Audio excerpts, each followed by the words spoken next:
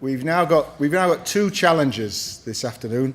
One is first that immediate challenge of the post-lunch lull and finding something active to do.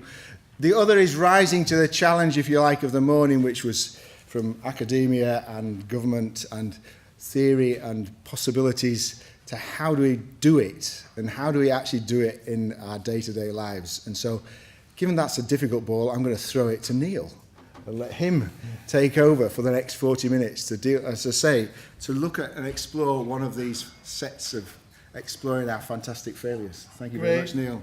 Thank you very much, Tim. Okay, we've got about 40 minutes. You're busy digesting your lunch, which kind of means your part of you's kind of winding down.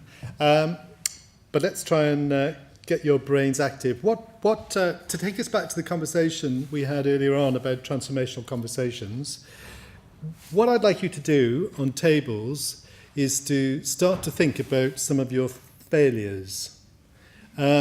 I don't want you to pathologize this into, oh my God, I'm terrible. I'm just failing at everything. I want you to think about something that you might have been involved in that didn't go the way you wanted it to, however much you worked hard to deliver that, which you may have felt failed in your eyes. So I don't want you to, this is not an opportunity to completely critique your very reason for being here. It's just to focus on some of the failures. Now, transformational conversations means that you intrinsically kind of start to reframe your potential weakness, a failing, as a strength. So you're going to reframe it as something that you can learn from. And it needn't be anything that you did yesterday. It might be 2 years ago. So it could be something that you've thought about and you've already started to reframe, which is absolutely fine. So there's a kind of transformational element about this, about how do you reframe something in your head that might have, in your head, been seen as a failure, but actually you learn tremendous amounts from it. For those who are not in a transformational mood, there's a transactional outcome, okay, to the best fantastic failure, which is a box of celebrations. So to do this, what I'd like you to do, on your respective tables, if you think your table's a bit small, then feel free to join other tables. I just want you to spend just a minute, thinking about failures that you might have been involved in, you might have felt responsible for, something that didn't go as well as you would have liked, something in which you might have invested a tremendous amount of hard work, which didn't produce a fruit from your labour, those kinds of issues. I'd then like you to perhaps talk to the person next to you about what that was. So to share that, narrate that story to the person next to you, just taking a few minutes. And then what I want you to do on your table is to identify the best or most fantastic failure that you think surfaces during the conversations. Now, you could decide that what you'll do is having shared that with the person next to you, they will introduce your failure to the rest of the table, and vice versa. So that's how you share it. But what I want is for you to get to a situation in about 20 minutes' time, 25 minutes' time, where you've identified the core key, the killer failure on your table. Okay. Okay, guys.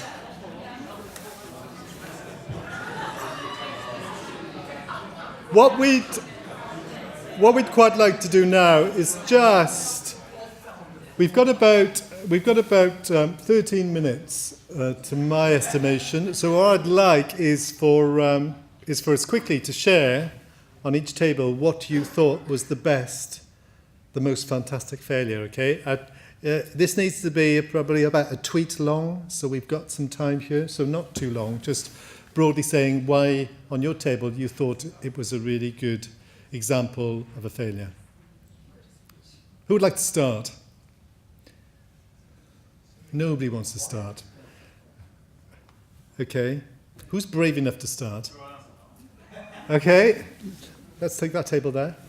Unfortunately, I'm on a table of people who've got very relatively low level of failures. So my media opportunity came to the fore. I was working in an organisation where I was looking at who should be the manager for the department. So I was doing an analysis of the existing staff, and I prepared a report having evaluated the skills of all the various people, and made a recommendation. The managing director was very unhappy with the result, and he said, no, you have not listened to the briefing, you have not understood the brief, you have done the report completely wrong. What I had ignored is on several meetings, he had kept asking me whether Julia might make a good manager. And I had completely ignored of that and went with the rational view of the skills and evaluated the skills and weaknesses of individuals. And that's my failure. Great, okay. My failure not to pay attention to what the client was actually asking for. Great, well done. Let's go to the table behind you. Great, okay. Hi, I arranged a cycling trip for my husband and I, and we were cycling from Normandy to Rome in our younger days, and I can't read maps very well, and I said, we don't need to get fit before we go, we'll just pitch up and we'll do a few miles a day. So we pitched up in Swiss Normandy, and I asked him, what does it mean when there are 3 arrows close together on a hill? And there was no going back. So I remember the pain distinctly of trying to get up those hills while being a bit overweight and unfit. However, what it taught me was mental toughness. And whilst I was struggling up those hills, being really, really cross with myself, I thought, okay, so this is what it's about when it gets tough. You just put one foot in front of the other and you just keep pedaling. You put your head down and you don't look up to the top. And then in 3 hours, you'll be there and you can take a break. Okay, I think that's a testament to endurance, not a failing, but fantastic story. Great, okay. Let's go to the group at the back.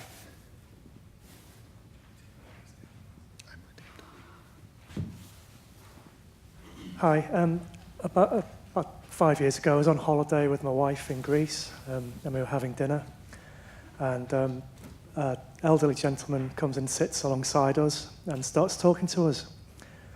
And I'm quite good with languages. I couldn't understand anything he was saying. And I said, sorry, English, I don't understand. And anyway, about 15, 20 minutes later, we realised he was from Newcastle.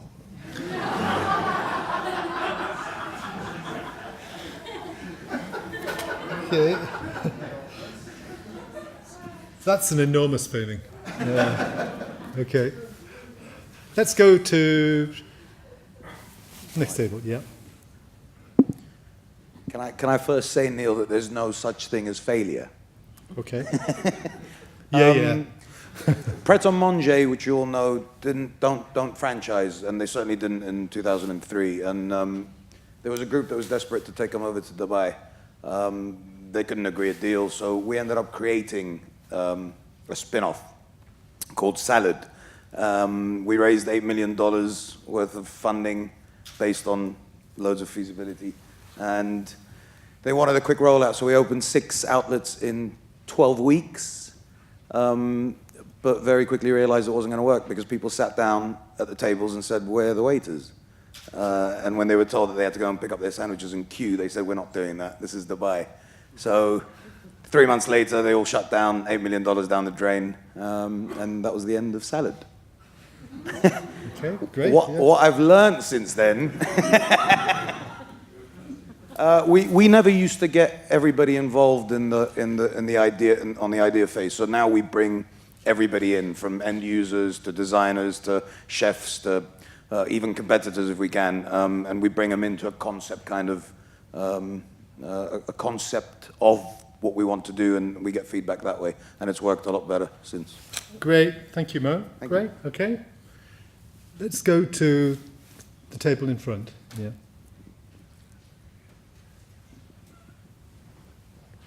Yep. My failure is long enough ago that I can actually admit to it now. I was sort of about a month into a new job, and one of my first tasks was quite a big survey had to go out, paper survey, postal survey. So my job was to select a sample, print out the contact sheets so that they actually were addressed and went to the right places. And I did all that, rushed it, learned some new software, printed it all out, only to realise that the first character of the address wasn't there. So this was only spotted right at the last minute. I refused to accept there was a mistake, because on my screen, all the addresses were absolutely fine. And even the ones we checked looked okay, because I had a 1 main street, I had a 2 main street. The only problem was I didn't have an 11 and 12 and things like that. So that was such a long time ago that I've learned that when you get handed over a bit of knowledge at somebody else, it's their own thing. You make sure you're quite thorough and you check that you understand exactly how the addressing software works. And then when you actually do come to produce stuff, you make sure you have got suitable QA processes such that they don't just check what you look at, they check the other stuff which you might not check in the first place. So 25 years after doing that, I think I've learned something. Thank you very much. Great. Let's go to the table in front. Oh, that table there. Yeah, great. My failure is, I love using models that I've built myself, but I'm not as great at using other people's models. I could definitely be better at that. My boss recently left, and I inherited a lot of his models. My first reaction was, I could probably make a better model. So I made a load of models, and what I should have done is looked at the models that he made, tried to understand them fully, and that probably would have saved me quite a bit of time because his models are actually pretty good. So that's my reflection. Great, okay, thank you. See what happened there. What we quickly established on this table is that the vast majority of people in here are quite young, and apparently they've not made any mistakes yet. So, I'm going to very quickly share one from mine, which is very brief, but in a former life, I used to work under Martin Callingham doing site location planning at Whitbread, and I remember in the early rollout days of Costa Coffee, a very overly keen operational manager took me up to Watford Gap service station. He goes, Steve, the future of coffee is in these service stations. We can sell premium coffee. It's a big money maker. And I'm there going, can't see it. Okay. What I learned from that is that I talk a lot of crap sometimes. Great, okay, we've got 2 tables left on the other side.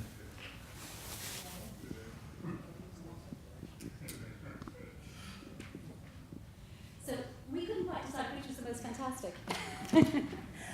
Mine is actually really quite boring, to be completely honest. It's that I started a research paper in 2009 on which I had a very clear idea about what it is that I wanted to do, and 2 other co-authors got involved. We're now at 4 co-authors, plus myself. The paper is incomplete and going in all sorts of different directions, and every time I get an email from one of the participants, my heart sinks. Lesson learned is stick to the research question, do what you were originally going to do. 2009. Okay.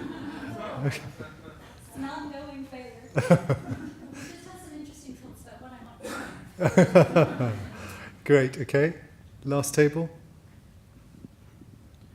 Thanks. So our first failure is not to be on a table with somebody from Samsung, but we'll move on from that. So we've got many failures around the table. Most of them we probably can't share because they're commercially sensitive. But I'll pick one from my own work life. So about 20 years or so ago now, I was a consultant working for London Transport, and we had an extra piece of project that came in that we employed a new person into the consultancy to come and do that. And it was to write a program to do public transport accessibility indexes. And we're about a month into the project. We'd had regular catch-ups, had been shown decent product output, everything was all set for a presentation to the client. Half an hour before that presentation, I went to find this guy, and on his desk was a little note that said, Mike, it won't work, I quit. And he'd gone. And I learned from that never to let anybody pull the wool over my eyes. Okay, great, thank you. I think we've got 1, 2, 3, 4, 5, about 9 or 10 examples of failure there, all of which are equally meritorious in my view. But I suspect that what we probably need to do, probably the most embarrassing failure is not understanding what somebody says if they come from Newcastle. I think that tops the bill. So I think they should receive the celebration.